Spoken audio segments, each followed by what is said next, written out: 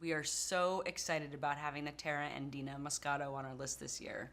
I just think it's going to be a great addition for our guests because of the amazing quality in the glass, the wonderfully aromatic nose, and the brightness of the wine. So thank you for coming. Will you talk about some of this with us as well as introduce yourself to all of our team members? Yes, thank you, Helen. I'm Andres Lavados. I'm the CEO of Santa Rita Wine Group, and Terra is one of our most appreciated and youngest brands. And yeah, I'm here to talk to you about a bit of this new addition we have, which is the Terra Moscato.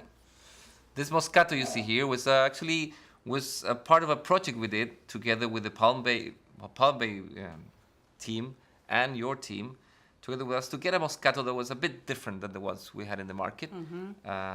You guys had a very clear idea what you wanted. You wanted something that was a bit more crisp, a bit different, without that kind of overwhelming sweetness.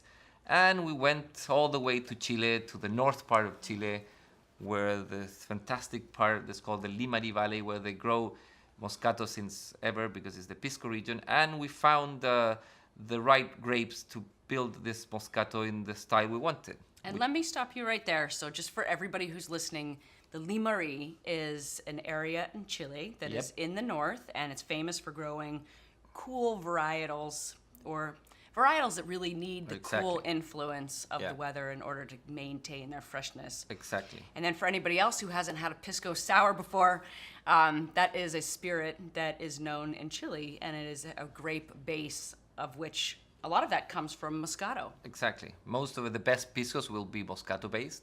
So we kind of took that experience there is from Moscato and tried to translate it in a wine which actually express the same, with that kind of a bit of a floral nose and that sharpness in the acidity, and without that, as I said, sweetness. Now the wine being called Terra Andina, land of the Andes, can you give us a summary of how this captures the heart of the Andes? Let's sort of pick up your glass and talk us through what you smell in the glass.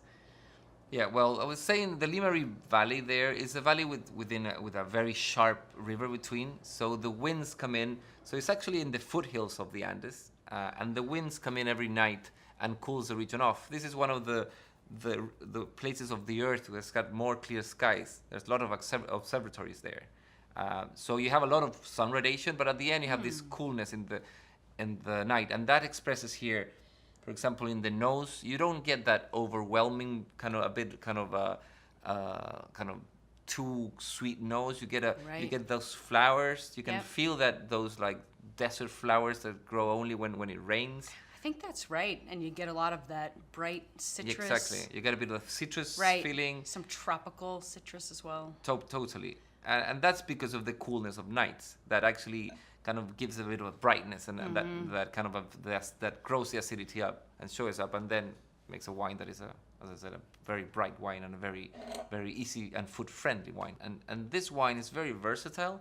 I'll say it goes very well with grilled seafood and anything that sort, but also it will go all the way till something that is a bit more meaty. I'll say it will work with some things like chicken, even certain cuts of meat, even, because it's a wine that is a friendly wine, and it's a food friendly wine, and even it's a wine that it would be good to share on its own. So people here at the bar sharing a glass of wine, that works fantastically well as well, which is because you sell food, but you sell entertainment more than anything. That's right, yes. Well, we do take care of people here. Exactly. Now, I notice also that it is 8% alcohol, which means, again, that if you're having more than one glass, it's a little bit easier to enjoy throughout the evening. Is that right? Yeah, that was the other part of the project, was to have something that it was kind of, again, we know that it's all this culture of being of wellness, of actually less alcohol means less calories.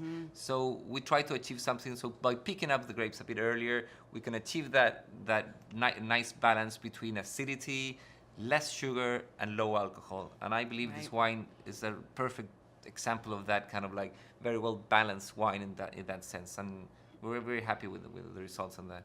You know, it's an interesting choice to make in winemaking to do an early harvest of these grapes so that you don't have as much sugar influence, because what can happen sometimes in Moscato is that it can be over sugared, which actually kills some of those fresher aromatics and doesn't have as much subtlety. So I appreciate that you did some of that early picking in order to keep that acidity. And is there a special toast that you would give in Chile as you're holding a glass of Terra Andina? In Chile, we drink to your health, and it's very easy. You say salud. Salud! So you go salud. Cheers! For that. Cheers, everyone.